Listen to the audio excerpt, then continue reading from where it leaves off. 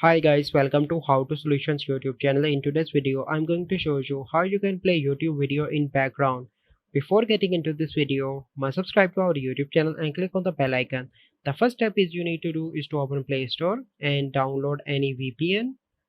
Search your VPN and download any VPN application from here. So you can find different VPNs. You can download any according to your choice. So I already installed Hotspot Shield that I personally use.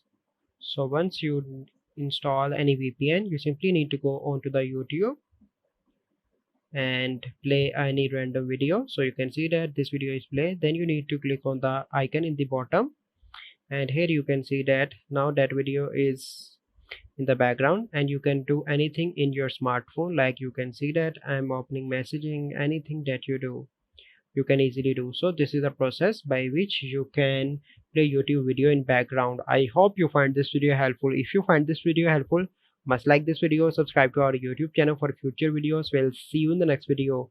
Thank you. Have a good day.